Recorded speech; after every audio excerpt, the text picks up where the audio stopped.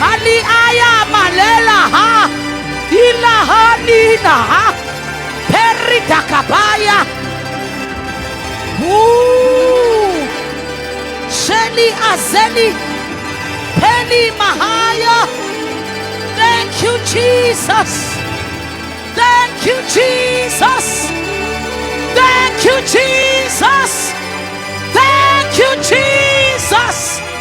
Thank you, Jesus. Thank you, Jesus.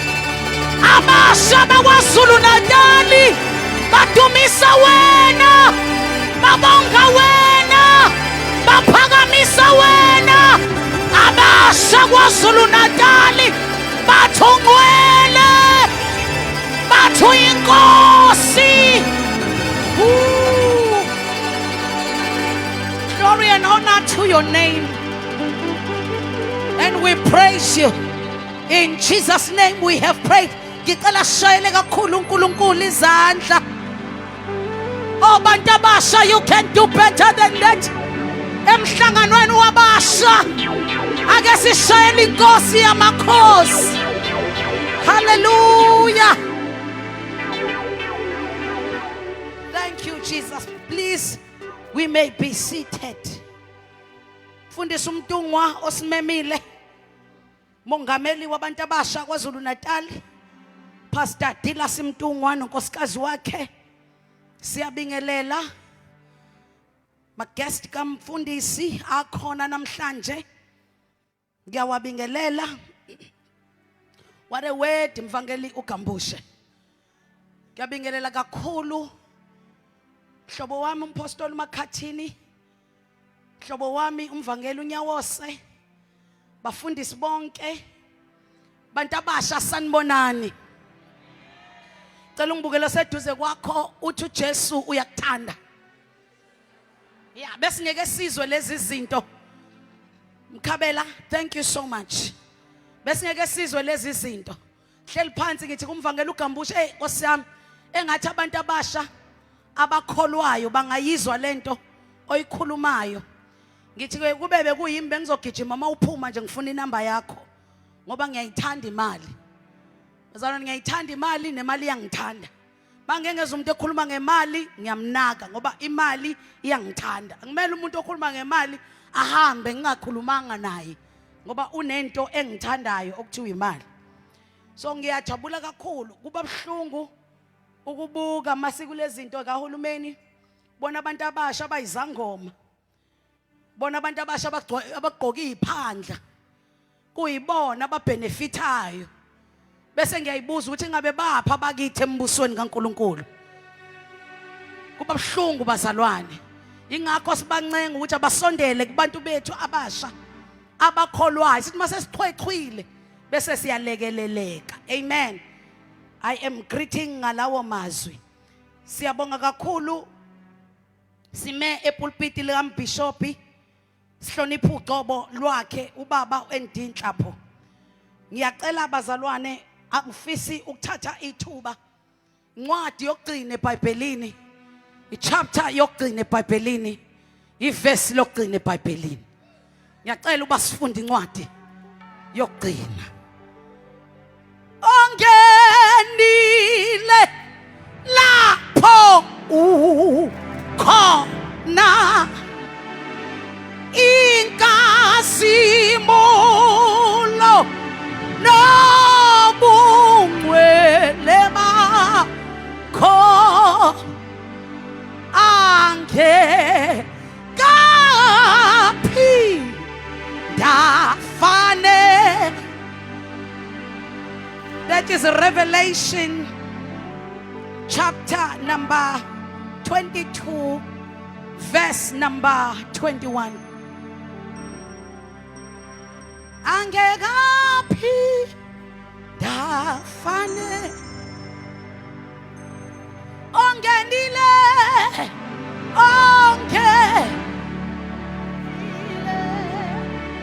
lapho ukhona inkazimulo shelimana namayana ulela la la la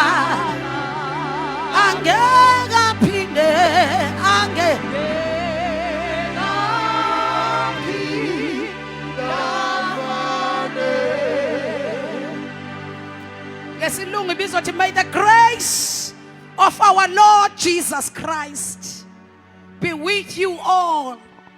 Amen. May the grace of our Lord Jesus Christ be with you all. Amen. Verse number 21. Yes, sir. Umusa wenkosi yethu uJesu Kristu mawube nani nonke. Amen. Ngizothi namhlanje emhlanganweni wabantu abasha ngizothi umusa. Umusa awube nawe, umusa awube nawe, umusa awube nawe, umusa awube nawe, umusa awube nawe, umusa awube nawe, umusa ube nawe, umusa.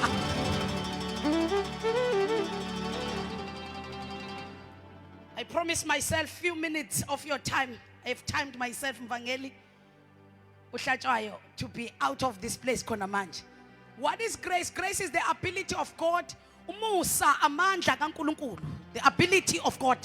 Umusa amandla kaNkulunkulu is the ability of God that works in us. Amandla kaNkulunkulu asebenza kithi is the ability of God that works for us. Amandla kaNkulunkulu asebenzela thina, and it's the ability of God that works through us. Amandla kaNkulunkulu asebenza ngathi. Angiphinde ngizame eThekwini. What is the grace? The grace is the ability of God that works in us, that works for us, and that works through us. Umusa amandla kaNkulunkulu asebenza kithi, asebenza ngathi, asebenzela thina. Umusa wenkosi yethu Jesu sengathi ungaba nani nonke. May the grace, may the grace, may the grace, may the grace, may the grace, may the grace. Le ndaba ibhalwa uJohani oke waba umbhabhadisi. Kuthiwa uma ufunda ihistory yakhe kuthiwa ngalesi sikhathi ebhala lencwadi wasesiqhingini sasePatmos, wayesesiqhingini secludiwe from people. Abanye ke baya debate abafundi iBhayibheli namangazi kodwa ngebezwe be debate abathi abanye wayesekopolotwe amehlo. uJohn ngalesi sikhathi wakacabanga ukuthi assignment yakhe seyiphelile, kanti assignment ayikakapheli. Cela ukutshela umuntu omusha obona ngathi akasena vision ukuthi it's not yet over. It's not yet over. It's not yet over. The reason you are here namhlanje, umusa has located you ukuze kuzovela ukuthi awutshela sina akakapheli ngami. Awumzame lo ngapha uyayiqhenya lo ngapha zama ngapha uthi akakapheli ngami. Hayi miyeke lo ngapha zama ngapha umthetha akakapheli ngami.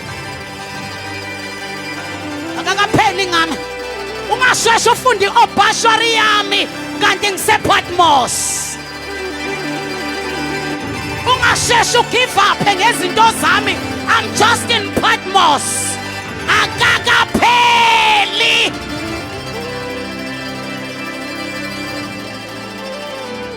Take it down, sir. Take it down a bit, sir. Thank you, sir. Then the Bible lithi ku chapter number 1 of Revelation waqala wathiwa nansi into engifuna uyibone bese uyayiloba. Kodwa mayisevala iBhayibheli livulwe ngokuthi in the beginning God created. Kodwa iBhayibheli malivalwa kuthiwa sengathi umusa. Hayi bazalwane. Ngoba akwakheki ngisho ama foundation umusa mawungekho. Ngizomemezela eGNF udinga umusa, udinga into nje sengathi ngakwehlela, sengathi may the grace, may the grace, may the grace, may the grace, may the grace locate you. May the grace locate you. Uyini umusa? Umusa yilento eyahlangana nogogo esedlule kwimenopause. Iscience seyithi gogo ongasaya endaweni yabantu besifazana kabesakhulelwe. Dokotela sabona umusa wahlangana nogogo. Wangena amadoda amathathu. Wathi mayiwabuka umyeni kagogo. Wangabona amadoda wabona umusa. Wabona uNkulunkulu. Thiwa wayeseyawondla amadoda amathathu. Adla amadoda athi mayiqeda ukudla athi uphi umkakho usa. May the grace wathi cela umsondeze makafika uSara amadoda akhuluma umusa athi gogo khona into ezokwenzeka esibelethweni sakho. What is the grace? Umusa is the ability of God ekwazi ukusebenza kithi sekuthiwa kuvaliwe umusa uvule sekuthiwa ngeke senzeka umusa uthi kusengenzeka. Wahleka ugogo yini umusa umusa wenza ugogo uthi mayifika eclinic igama lakho uSara bamemeze bathi gogo abe BP baba ngapha gogo abe arthritis baba ngapha gogo abe sugar diabetes baba ngapha athi gogo ngiwafuna onke lawo ma-Q kune-Q engize kuyo i-Q ye-gynecologist ngizoxukuza kwenze njani. May the grace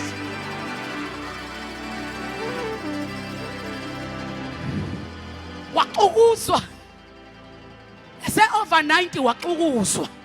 Awungicela ukumemezela umuntu omusha ngithi awuxukuzwe nawe sewu-over 90 angazi kwini kodwa may the grace find you, may the grace find you. Yini umusa umusa yilento eyehlelela ikhehle elidala ekuthiwa uNowa lathi selikhulile kuthiwa umusa walibheka wehlela kulo kwathiwa ikhehla lathi lidala lanikwa ama-measurements okwakha umkhumbi lakwazi ukuqukula iy'ngodo selidala.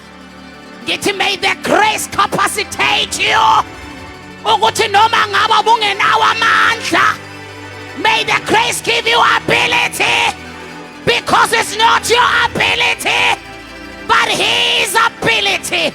May the grace, may the grace. Namhlanje nje GNF ngizothi may the grace of our Lord Jesus Christ be with you. Angithintela sithani uyawudinga umusa. Afwethu umusa wake wehlela omunye umfana okuthiwa uOnesimus. uOnesimus wayebalekile wayeRome ngoba wayikade ehlupha. Uyabona ke masuhluphe kakhulu akekho okudinga eduze kwakhe. Onesimus was a slave sika Philemon kodwa wantshontsha makushiwo waze wantshontshela uPhilemon maye baleke eRome kanti uyohlangana noMusa khona ozela ngoba ezwe kuthiwa kuzochwechwa kanti uzohlangana noMusa. Khona ozela ngoba kuthiwa umhlangano wabasha kanti uzohlangana noMusa. Wahlangana noOnesimus onegama elibi.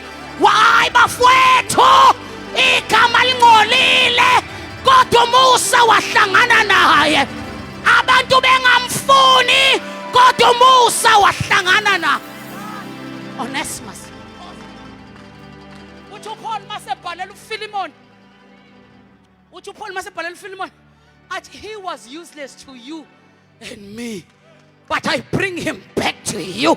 He is now useful to me and you. Once you meet the grace, you become useful to people who looked at you and said you are useless. Angazi batheni ngawe, but may the grace,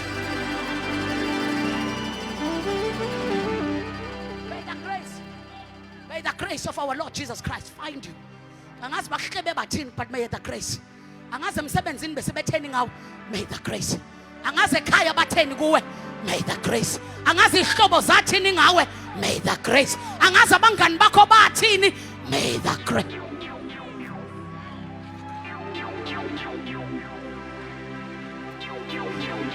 Onesimus wahambe negama elibi kodwa makeqeda ukuhlangana noMusa kwathiwa now he is the instrument. Mfethu ngicela ukuniyeka kancane. Uyamkhumbula lo muntu ku-Acts chapter number 9 okuthiwa uSawuli igama lakhe. Usendleleni uyeDamaseko uyobulala amakholo. Oh, may the grace, may the grace, may the grace. Kuthiwa usenelist yabantu azobabulala. on his way to Damascus. Kuthiwa wezwe endleleni.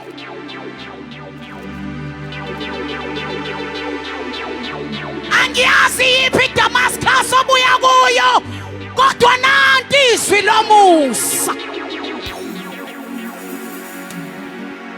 I want you to understand that Saul was a typical killer, a murderer with a stinking character. And everyone did not like Saul, who was a believer. Everyone hated Saul, who was a believer. Have you ever been hated by people who are believers just like you? You found grace.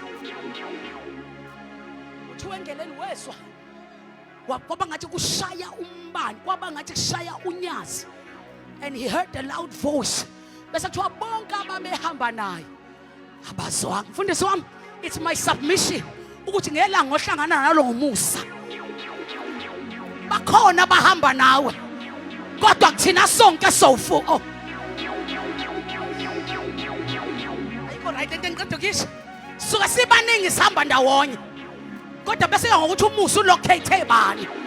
I pray like John prayed. May the grace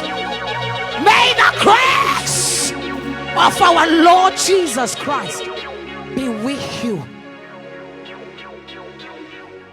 Singacula sonke, kodwa khona ocula esemseni. Singaya kwi-interview sonke, kodwa khona okhuluma esemseni. I pray may that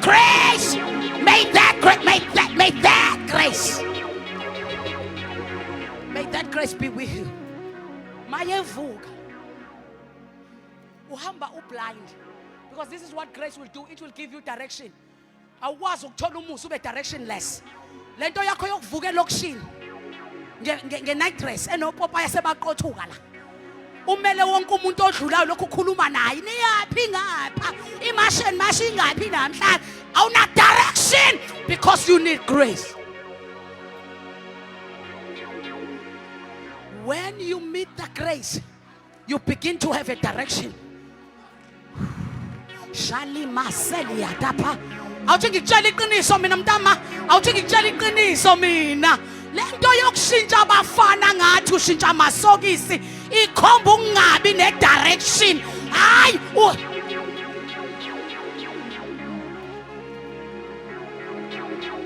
I'm sorry ukuba yi-trigger. Yabo nje ubu-amen ungashoki ngoba sengiyi-triggerishile. Mathipa ndini. May the grace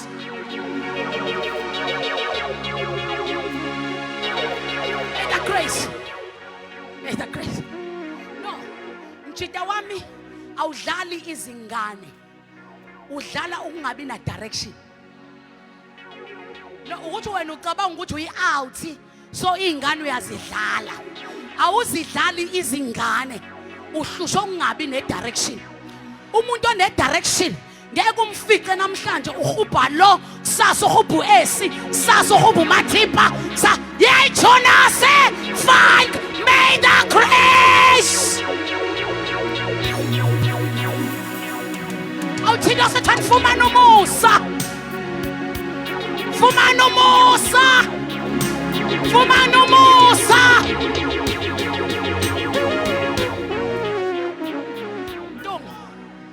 It's only the grace that can change a character. Akuwona umshado oshintsha character. It's only the ability of God that can change your character. Ukuba bewucabanga ukuthi umshado oshintsha character yomuntu, bafebelani beshadile. Yaxolisa kusesontweni la. So I should have said it in English.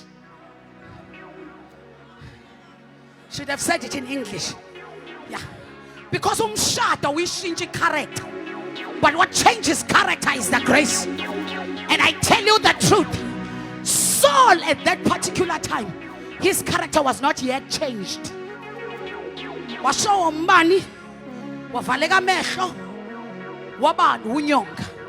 But there is no man who have preached and teached about righteousness and holiness like Paul. Mawufuna ukwazi ngobungcwele funda incwadi ezabhalwa umpostoli Paulos. Ngoba he found something that can change a character. If your character is stinking, you need the grace. You need the grace. Sometimes our parents think umi character yakho inje udinga ukuhanjiswa kuphi kuphi uyodlala nezinye izingane camp banibani.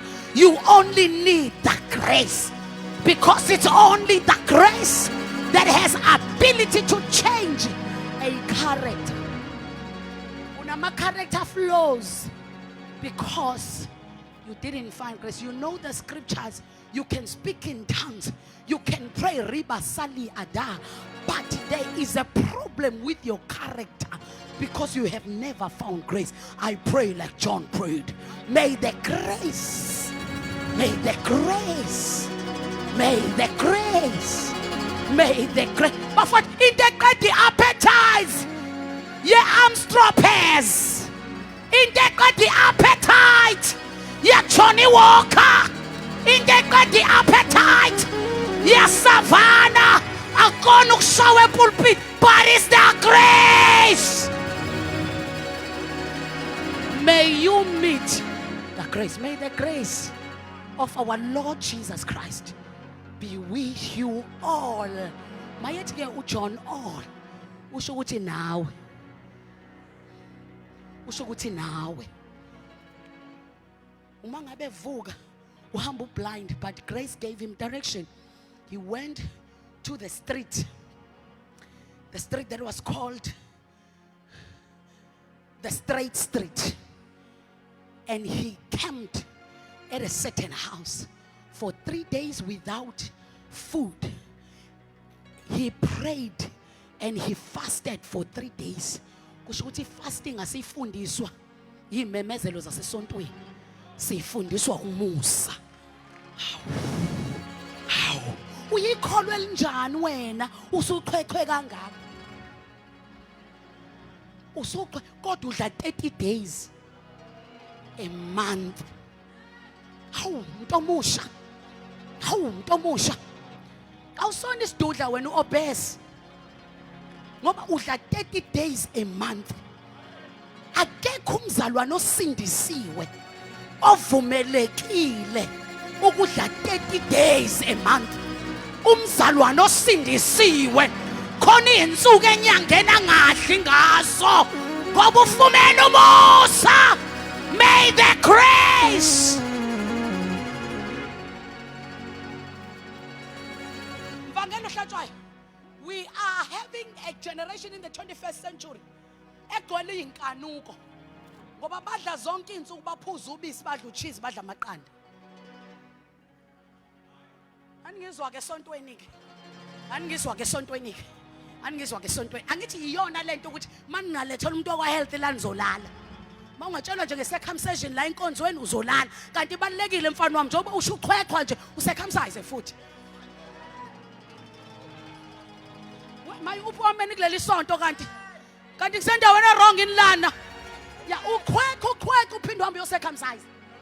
Ngoba lento akugqoka upholoneka ngisho kushisa i-wrong uzosheshe ufe ufune uJesu ufunga akafiki la umele uye khona ubanjwe izifo kalula. May the grace. Bakhona abantu abasha lana. Ngikuphi kanti? Bakhona abantu abasha la. Yes. Uzofunga kayiqedi i-degree. Kanti ekhaya bekuwena wedwa ozobeqala ugraduate. Ubanjwe upholoneka ilanga lishisa. May the grace. May the grace. Angazi kanti singayishumayela lapho lento masingayishumayeli kini. Sizoyishumayela lapho bazalwane masinganitsheli kanti. Hayi ntombazane yami. Hayi ntombazane yami. Mvakashela unesi for pap smear. May the grace help you. Umusa ukusiza kulezo zinto ukutshela ama insight. Ivangeli ke lele ngilishumayela ivangeli. Lento kaMartha noElizabeth ugxuma ingane ayikakaze kusize ngalutho kodwa le ngishumeza nizokusiza. Uma umuntu wesifazane abantu abasha thaneni impostoli uyavakasha eklinikhi uvakashela iPepsi Mie, otherwise sizohlala sothandazela abantu la ngama miracle service ngomgqibelo. uBishop njalo fanele agibele ibhanoyi eze kwi miracle service asebebulawa yicancer behlulwe. Thaneni amen. Manje manje sithandaze ngisho sikhathele mfundisi. Uze ukuthi yabona ngikhathele namhlanje. Fanele uzothandazela icancer. Ngoba umuntu uhlulwe ukuya eklinikhi. Awuthi ngicine ngalawa amazwi khona vele ningithanda unomphelo ngoba akekho ozongizonda eva namhlanje. Lento yeni yokusindiswa nithanda ucansi kodwa icondom ningayifuni yekeni.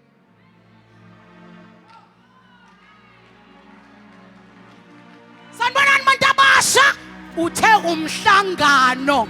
Uthe yini le? Umhlangano wani wabantu aba. Sanibonani bantu abasha.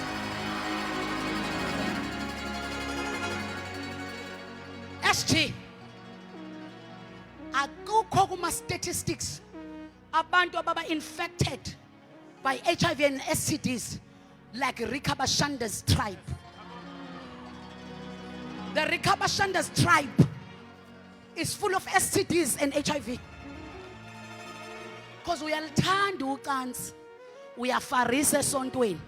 Ulana nje uphuma kamfana izolo. Uthe ubuku 626. Ngakubamba.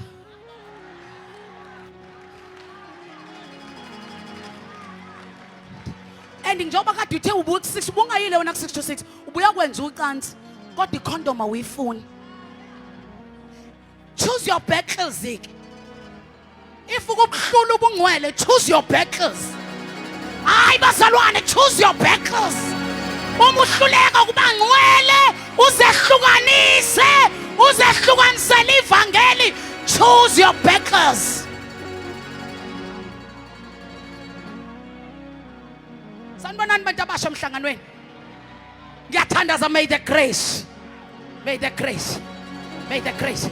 May the inkinga yami engihluphayo ngawe njengoba uhlabelela lana namhlanje eThekwini sasi uyohlabelela kwisiguqu ngalelela ngiyohlabelela entabeni nginenkinga yokuthi ungayithandi nje icondom nala uyakhona uzofika futhi uwenze umbuzo wami uthi uzohambisela abangaki. We can't have a generation that dies in church. You die in the name of Jesus. You can't die in the name of Jesus. Muntu omusha. Choose your battles. Johan, may the grace of our Lord. May the grace of our Lord. Lento yokufunda. Lento yokufunda ukuyibamba. Nalento yokuthi noma ngabe ngisephutheni ngihlulo ukuyibamba kodwa ngizisindise. Let me save myself even ngiphunyukile, but let me uyithola kumusa because umusa uyakufundisa. The man was praying and the word of God says izwi loNkulunkulu lakhuluma kuAnaniya lathi gijima Ananiya kukhona indoda yaseTarsus elapha yaku street iyathandaza.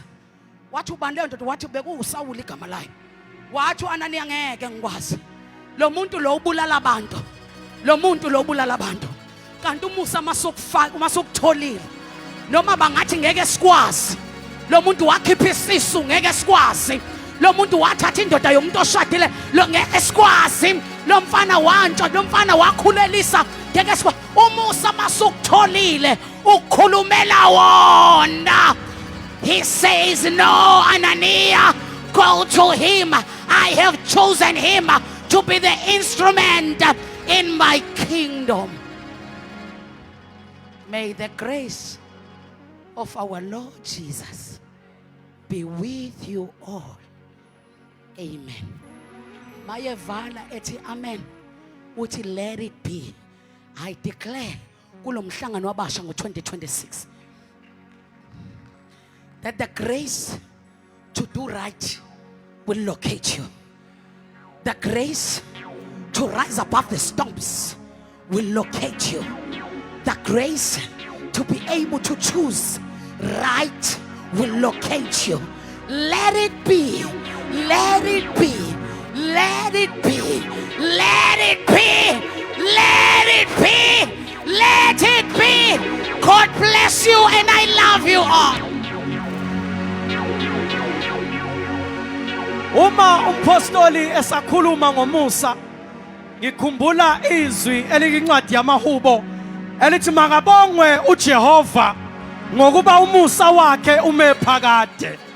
Leli zwi lingithatha lingibuyisela lingibeke la ekuthiwa khona uma umuntu esemseni kaNkulunkulu noma kukhona abamazi ekade esephutheni, kukhona abamazi ekade ezalwe engento yalutho, kukhona abamazi ezalwe baze basho bathi ngeke aphumelele, avela gijima ezemhlanganweni wabasha, sekushiwe ekhaya kwathi useThekwini, kwathiwa ngeke abuye nedegree uzobuya nengane, afike eThekwini kuthiwa ukhona umusa, afike abanjwe umusa, lo musa ahambe nawo azayongena ekhaya mabebheka ingane akayiphethe kodwa uphethe idegree, bathi bayamqalaza ingane ayikho kodwa une-driver's license, kuthi angimemezele namhlanje emhlanganeni wabasha ngithi umusa mawufinyelele kuwe bonke abathi ngeke ube nto yalutho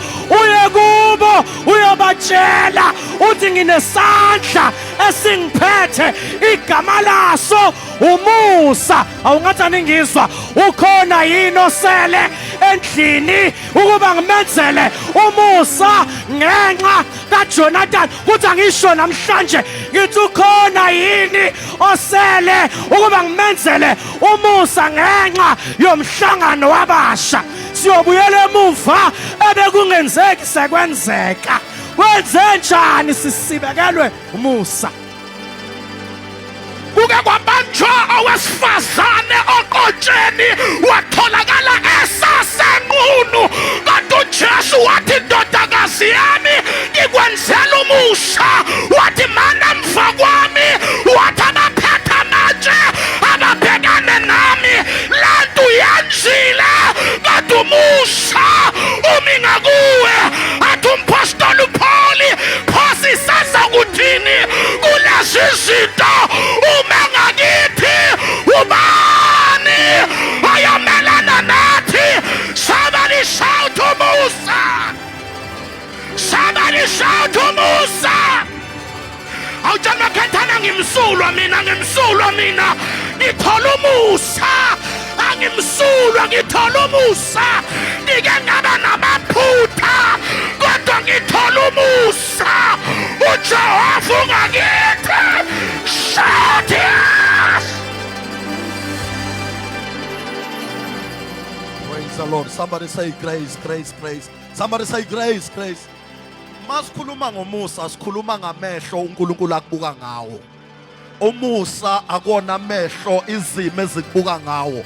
Ingakho legama elithi grace liuG R. Come on class. A, come on class. C, lisho ukuthi it is God responds at Christ's expense. So it means God will always respond to your matters, not at your own expense, but at the expense of Christ. You will fight your battles, not at your expense, but at the expense of Christ.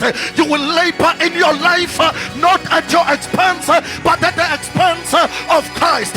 You will labor, you will build your life, not at your expense, but at the expense of Christ. The price of the cross is dealing with your issues in the place called grace. When grace finds your life, kubusa abantu bathi kwenzeke kanjani, uthi namangasi ngizwile isandla sakhe singithinta, impilo yami ayisoze yafana. Somebody shout grace. Thina sasinye nje sathola umusa, thina sasilahliwe sathola umusa. Shout yes!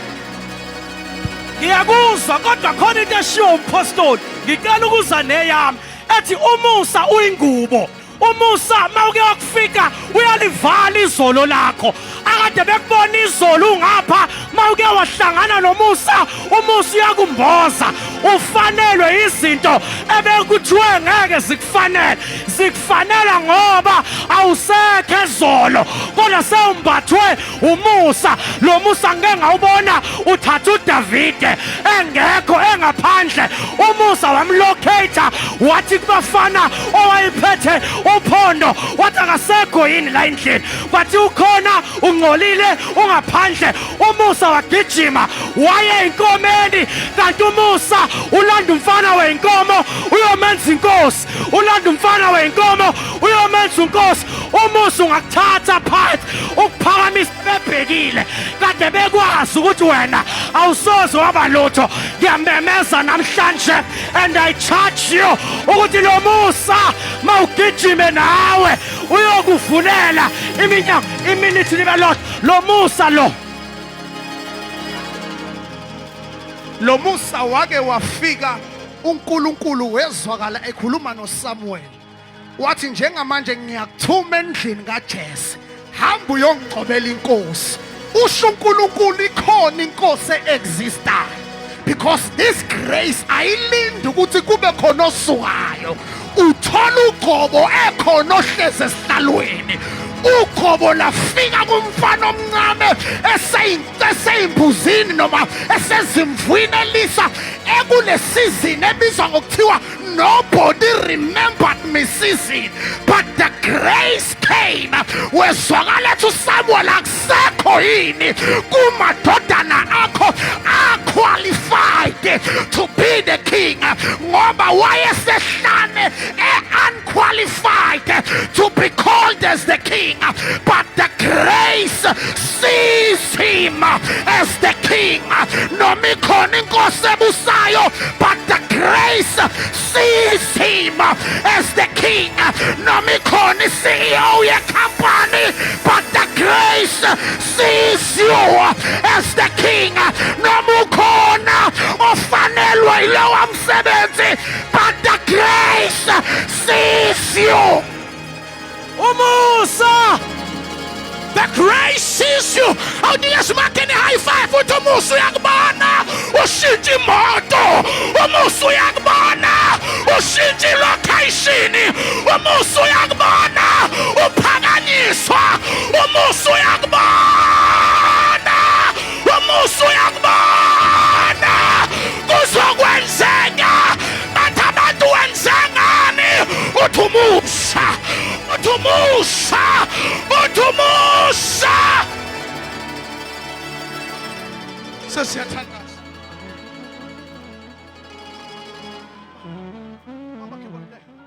sesiyathandaza nango wesifazane ubanjwe oqotsheni ubanjwe kuphi khuluma nami sivana ubanjwe kuphi ngaphambi kokuba uMusa ukusize uma ngakuwe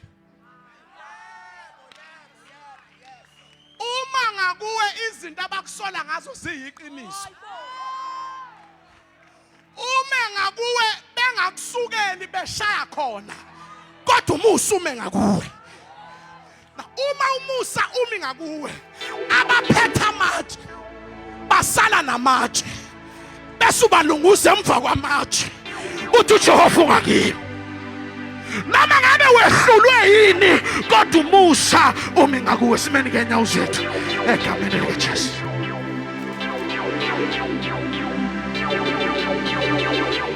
akavumanga nempi mpilo yami wathi cha kade ngivume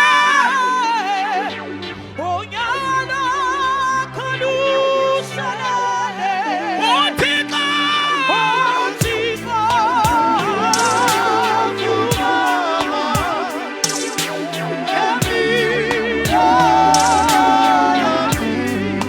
uMusa umi ngakuwe zophuma kule nkonzo unqobile ngoba uMusa umi ngakuwe sivala amehlo siphakamise izandla zethu thank you Jesus ngizwile isandla sakhe singithinta ngizwe izwi lakhe likhuluma sangiyakholwa futhi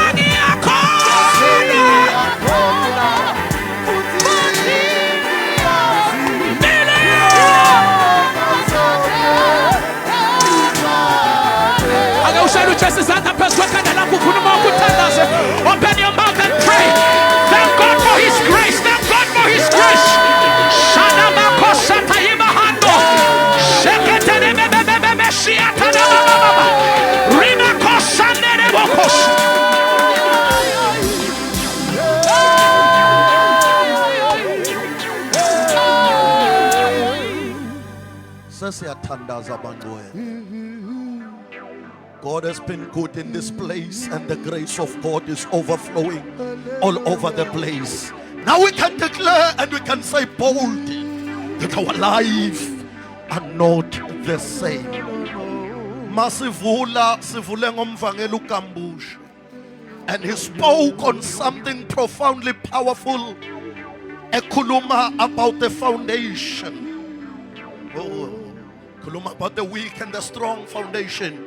There are three things about foundation. Number one, a foundation is the base in which you build something. Now, it is a base in which you build whatever. That is a foundation. But number two, a foundation is the reason you give in what you are doing. So what determines whether the foundation is strong or weak is the reason you give. So the foundation you build upon ukuba umzalwane is the reason you give why you umzalwane. Now uNkulunkulu usivalisa on the note of grace.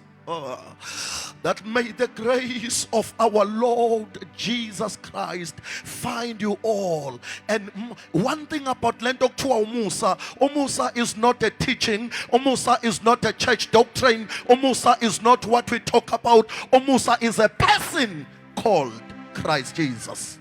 A Bible literature, the law was given by Moses, but grace and truth came. Is a person, Christ Jesus.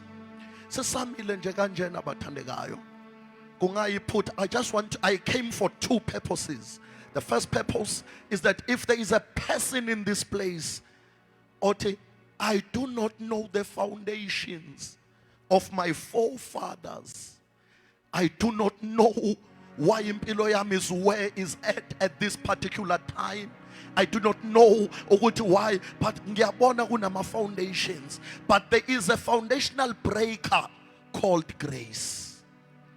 And if there is somebody in this place, othi ngiyawudinga lo musa, aphakamisa isandla sakhe la khona ngithandaze naye shortly. God bless you, my sister. God bless you now, Lapemuva. God bless you, Baba Wam. Oh God, I need this grace, which is the foundational breaker.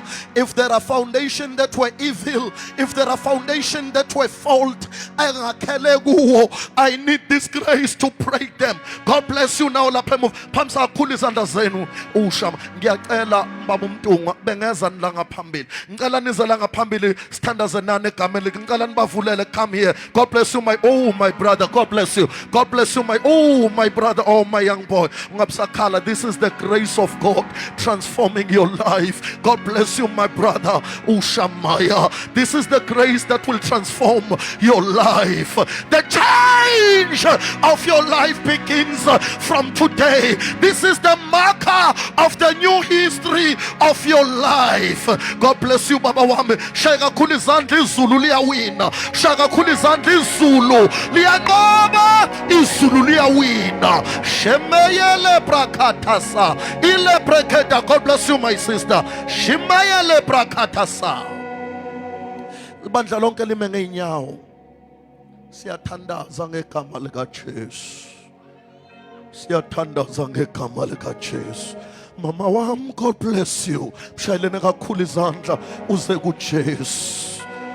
Lebreketo saya mahantaya. Cela siluleni izandla abazalwane, sizilulele ngaphambili kulabazalwane. Thina silanga phambili sivale namehlo wethu as we pray. Shimakasa lebrakadaseya. So shalom thandaze ibandla lizasilekelela. Nkosi Jesu, namhlanje ngiza kuwe. Ngithatha isinqumo ukuthi ube inkosi nomsindisi wempilo yami. Busa impilo yami. Busa impilo yami. Ngifundise ukuhlala kuwe. Ngamukela umusa wakho. Ngamukela imvelo yakho ukuba ibusa impilo yami ngegama lika Jesu. Baba wethu oyingcwele egameni lika Jesu, sikunikeza udumo nezibongo nembeko yonke ingeyakho kwelimangalisa igama lika Jesu Kristu waseNazaretha. Angazi bazolandela bani ababhale nje amagama abo kuthandazwe nabo. Nangu sisi lapha, ngicela niye kuloya sisi egameni lika Jesu. Khona inhlangano yabasha will follow up on you, will pray with you egameni lika Jesu. Siyabonga, sibashele izandla kakhulu bazalwane. Silandele nje loya sisi. Mfowethu Siyoni, ngicela uya kuleya mic. Bazalwane, ngifuna sibonge umusa kaNkulunkulu thina sonke sila endlini. Uthathe nje umnikelo wakho, whatever umnikelo okhona lapho kuwena egameni lika Jesu, uthi ngizobonga umusa. One of the things bazalwane ewukuhlakanipha ekukholweni is the wisdom to see the atmosphere when it is fertile for the seed. So I just want you, I just want you to thatha nje lo mnikelo wakho bapha bazalwane basilekelele ngeimbenge la egameni